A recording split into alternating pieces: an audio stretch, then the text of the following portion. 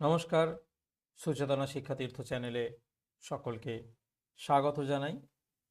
আজকের ক্লাসে আমরা আলোচনা করব মাধ্যমিক 2025-26-এর এবিটিএ টেস্ট পেপারের প্রথম বাংলা পেজ নিয়ে। তো চলো ভিডিওটা শুরু করা যাক।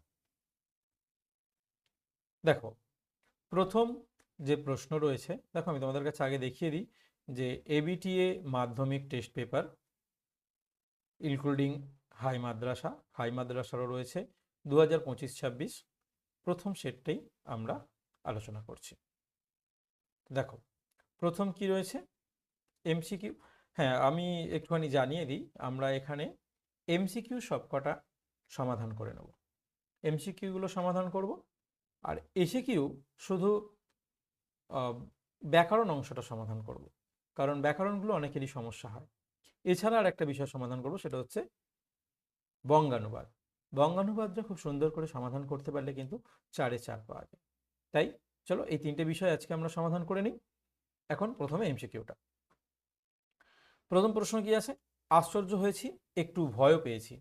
হরিদার কোন রূপ দেখে বক্তার এমন দশা হয়েছিল? হরিদার বিরাগী রূপ দেখে বক্তার এমন দশা হয়েছিল। পরের প্রশ্ন, গিরিশ মহাপাত্রের সাথে অপূর্বর দ্বিতীয়বার কোথায় দেখা হয়েছিল? অবশ্যই রেল স্টেশনে। 3 নম্বর প্রশ্ন, জামা অদল বদলের বুদ্ধি কার মাথায় এসেছিল? অবশ্যই অমৃতের মাথায়। আমাদের শিশুদের সব ছড়ানো রয়েছে কাছে দূরে। অস্ত্রের বিরুদ্ধে গান কবিতায় কবি অস্ত্র রাখতে বলেছেন গানের দুটি পায়ে। পরের প্রশ্ন, সমুদ্র নিপতি সুতাকে? সমুদ্র নিপতি সুতা হলো পদ্মা। এখানে একটু কথা বলে রাখি, এটা অনেকেরই গুলিয়ে যায়, কারণ এখানে দুটো চরিত্র রয়েছে, একজন হচ্ছে পদ্মা আর একজন হচ্ছে পদ্মাবতী। পদ্মাবতীকে? পদ্মাবতী হচ্ছে সিংহল রাজকন্যা বা চিতরের রাজা রত্নসেনের স্ত্রী। চিতরের রাজা রত্নসেনের স্ত্রী, অথবা বলতে পারি যে সিংহল রাজকন্যা হচ্ছেন পদ্মাবতী, আর পদ্মা হচ্ছেন সমুদ্ররাজের কন্যা। শ্রীপান্ত প্রথম ফাউন্টেন পেন কিনেছিলেন, তার নাম জাপানি পাইলট। ঝর্ণা সরি পরের প্রশ্ন, ছিঁড়ে পত্র না ছাড়ে মসি। মসি শব্দের অর্থ হলো কালি। কলকাতা বিশ্ববিদ্যালয়ে পরিভাষা সমিতি নিযুক্ত করেছিল 1936 সালে। যে কর্তা অন্য কাউকে দিয়ে কাজ করায় তাকে বলা হয় প্রযোজক কর্তা। তারপরে অনুসর্গ মাত্রই অব্যয় পদ। বুড়ো মানুষের কথাটা শুনো। এখানে দেখো চিহ্নিত পদটি যে সমাসের উদাহরণ সেটা হলো, দেখো এখানে চিহ্নিত পদটা আছে বুড়ো মানুষের। আমি এটা নিয়ে একটু আলোচনা করছি। দেখো, আমি দুটো কথা লিখছি এখানে, দিয়েছে আশা করছি কর্মধারায় সমাস হিসাবে। তো তবুও আমি একটুখানি আলোচনা করে দেখিয়ে দিই, বিষয়টা কিন্তু দুরকম হতে পারে। বুড়ো মানুষ, বুড়ো মানুষ এটা যদি থাকে, এর ব্যাস বাক্য হবে বুড়ো যে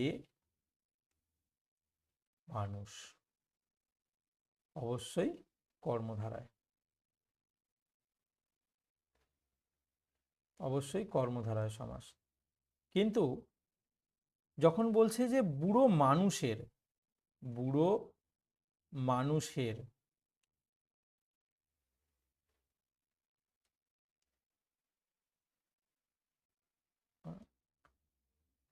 বুড়ো মানুষের বুড়ো মানুষের, বুড়ো মানুষের বললে, যখন বুড়ো মানুষের কথাটা বলা হচ্ছে, তখন কিন্তু না বুড়োকে বোঝাচ্ছে না মানুষকে বোঝাচ্ছে, এখানে কিন্তু অন্য বিষয়টাকে প্রাধান্য দিচ্ছে, বুড়ো মানুষের কিছু একটা বিষয়কে, যেখানে তৃতীয় পদের প্রাধান্য পাচ্ছে। তাই এর ব্যাস বাক্য হওয়া উচিত বুড়ো যে মানুষ তার। দেখো, বুড়ো যে মানুষ তার, বুড়ো যে মানুষ তার। তাই বুড়ো মানুষের এই শব্দটার, এটার কিন্তু সমাস আমরা বহুব্রীহি সমাস করলেই বেটার। কিন্তু আমার যেটা মনে হয় যে এখানে কর্মধারয় সমাস হিসাবে দিয়েছে। তো এই সমস্ত ক্ষেত্রগুলো কিন্তু খুবই কনফিউজিং বিষয়। এই ধরনের প্রশ্ন হয়তো না থাকার সম্ভাবনা বেশি, আর থাকলে দুটো উত্তর নেবে। তো চলে যাচ্ছি পরেরটায়। উপনগরী। উপনগরী এটা ব্যাসবাক্য ভাঙলে নগরের সমীপে, তাই এটা সমীপ্য অর্থে হবে। মহাশয়ের কি করা হয়, কোন বাচ্যের উদাহরণ? এটা হচ্ছে কর্মবাচ্যের উদাহরণ। যদি কর্তৃবাচ্য করা হয় তাহলে কি হবে, আমি সেটা লিখে দিচ্ছি। মহাশয় কি করেন, মহাশয় কি করেন, এটা হচ্ছে কর্তৃবাচ্যের রূপ হলো, এটা হচ্ছে কর্তৃবাচ্যের রূপ হবে, এটা হচ্ছে কর্তৃবাচ্য। চলে যাচ্ছি পরের প্রশ্নে। যারা ওস্তাদ কলমবাজ তাদের বলা হয় ক্যালিগ্রাফিস্ট, কোন বাক্যের উদাহরণ? এটা কোন শ্রেণীর বাক্য? এটা জটিল বাক্যের উদাহরণ। তোরা সব জয়ধ্বনি কর, এটা কর্তৃবাচ্যে রয়েছে। নির্দেশক বাক্যের একটি শ্রেণী হলো নঙর্থক বাক্য। তো এই গেল আমাদের এমসিকিউগুলোর বিষয়। এরপর আমরা চলে যাচ্ছি ব্যাকরণ অংশে। ব্যাকরণ এসিকিউ যেগুলো রয়েছে আমরা সেগুলো সমাধানের চেষ্টা করব।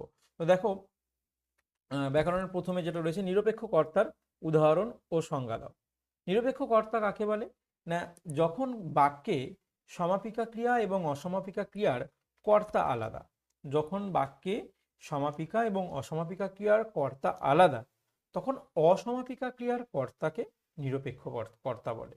আবার বলছি, যখন বাক্যে সমাপিকা ক্রিয়া ও অসমাপিকা ক্রিয়ার কর্তা আলাদা, তখন অসমাপিকা ক্রিয়ার কর্তাকে বলা হয় নিরপেক্ষ কর্তা। উদাহরণ কি না, সূর্য উঠলে পদ্ম ফোটে।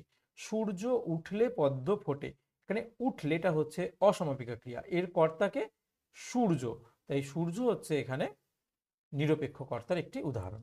চলে যাচ্ছি পরেরটায়।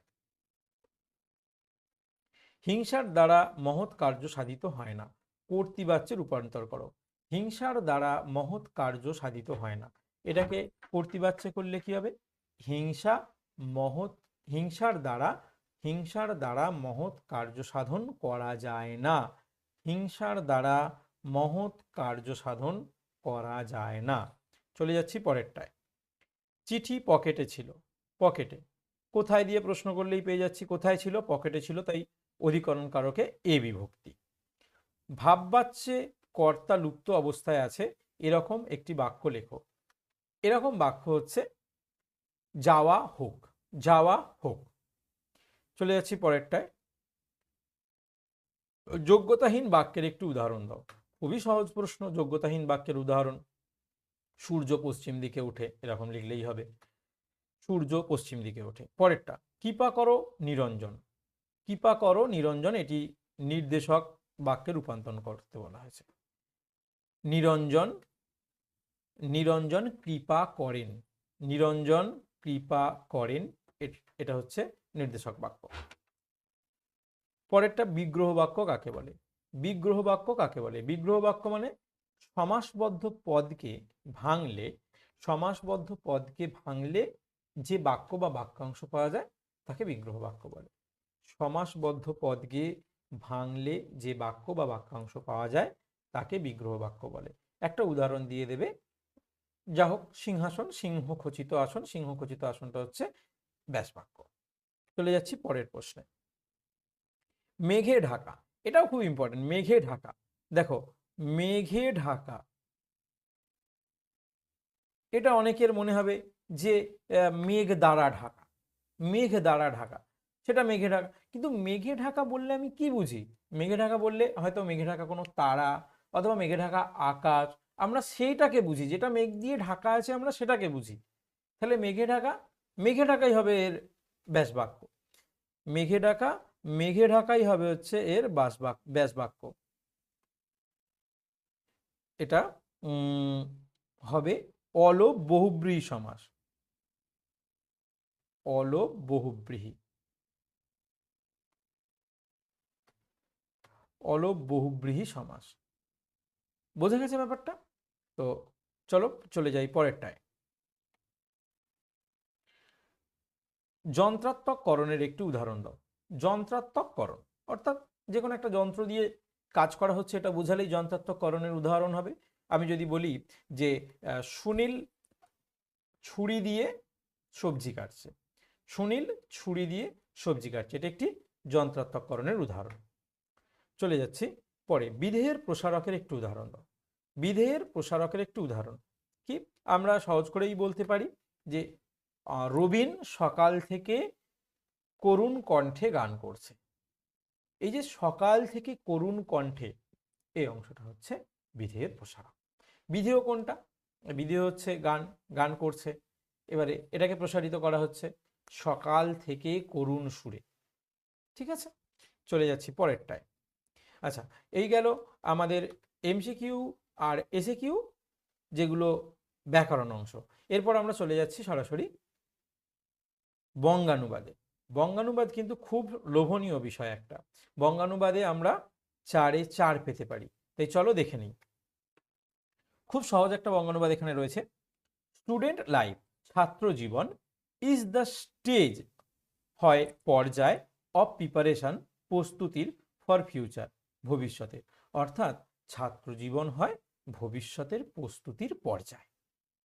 This is the most important period of life, this is, এটি হয়, দ্য মোস্ট ইম্পর্টেন্ট পিরিয়ড, সব থেকে গুরুত্বপূর্ণ সময়কাল, অফ লাইফ, জীবনের, অর্থাৎ এটি জীবনের সব থেকে গুরুত্বপূর্ণ সময়কাল। এ স্টুডেন্ট, একজন ছাত্র, ইজ ইয়াং টুডে, হয় আজ যুবক, অর্থাৎ একজন ছাত্র আজ যুবক। বাট, কিন্তু, হি উইল বি, সে হয়ে উঠবে, আ ম্যান টুমরো, একজন আগামী দিনের মানুষ। তাহলে একজন ছাত্র আজ যুবক, কিন্তু সে আগামী দিনের মানুষ হয়ে উঠবে।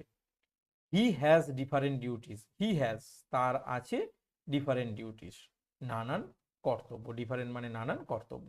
তো এই গেল এবিটি এর প্রথম পেজের এমসিকিউ, এসিকিউ হিসাবে ব্যাকরণ এবং বঙ্গানুবাদের সমাধান। যদি ভিডিওটা ভালো লেগে থাকে অবশ্যই লাইক করবে এবং বন্ধুদের সাথে শেয়ার করবে। আর এই ধরনের আরও ভিডিও পাওয়ার জন্য অবশ্যই সাবস্ক্রাইব করে পাশে থাকবে। এবং যে কোনো প্রশ্ন থাকলে, বাংলা ব্যাকরণ সংক্রান্ত, মাধ্যমিক, উচ্চ মাধ্যমিক, যে কোনো জায়গায় যদি কোনো সমস্যা থাকে অবশ্যই কমেন্ট করে জানাবে, আমি তার সমাধান করে দেওয়ার চেষ্টা করব। এই ধরনের ভিডিওগুলো পাওয়ার জন্য অবশ্যই সাবস্ক্রাইব করে রাখো। সকলকে অসংখ্য ধন্যবাদ জানাই।